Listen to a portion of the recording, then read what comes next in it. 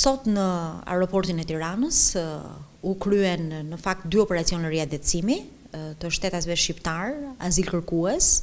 nga 2 vende të BE-s, Franca dhe Gjermania. Janë operacionet e para të riadetësimit për vitin 2019. Në total janë rreth 100 shtetas shqiptar, të cilët kanë kërkuar azil në këto vende të BE-s, por që sigurisht kërkesat e tyre nuk janë pranuar dhe sot ata janë riadetësuar në territorin e Republikës Shqipërisë.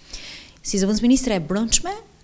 mendoj se kam për detyrë që t'u bëj thirrje të gjithë qytetarëve shqiptar të mos aplikojnë dhe të mos udhtojnë apo migrojnë drejt vendeve të BE-s me qëllimin e vetëm për të kërkuar azil.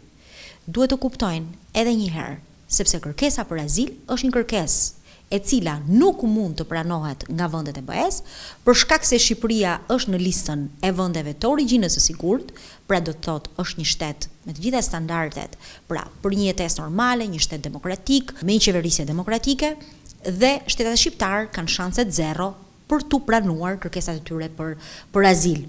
Gjithashtu dëshiroj të bëj me dije të gjithë shtetet e shqiptar që për sa i përket legjislacionit të vendeve të BE-s, që ndoshta deri pak kohë më parë ka qenë pak bujar, do të thosha, në lidhje me kërkesat e shqiptarëve për azil, ky legjislacion tashmë në Gjermani ka ndryshuar, madje do të ndryshojë prapë, legjislacioni është ashpërsuar dhe janë reduktuar goxha kohët e procesimit të kërkesave për azil të shtetasve shqiptar. E njëjta gjë do të ndodhi dhe me Francën, duke filluar nga janari 2019, legjislacioni francez i ndryshuar ka kaluar në parlamentin francez, shumë shpejt hyn në fuqi,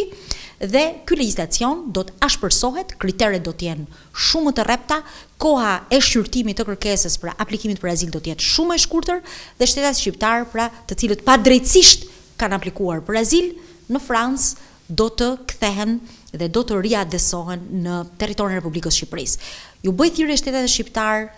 të gjithë ata që duan të lëvizin, patjetër është e drejta e tyre, dhe që duan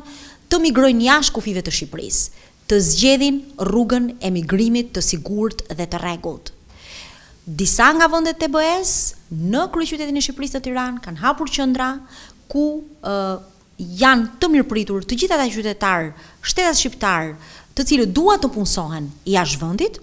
për të parë mundësinë për të punësuar dhe për të migruar në rrugë të rregullt. Kështu që thirrja ime do të ishte të zgjedhin mundësitë dhe jo migracionin e parregullt. Kjo ka qenë edhe moto jonë e Ministrisë së Brendshme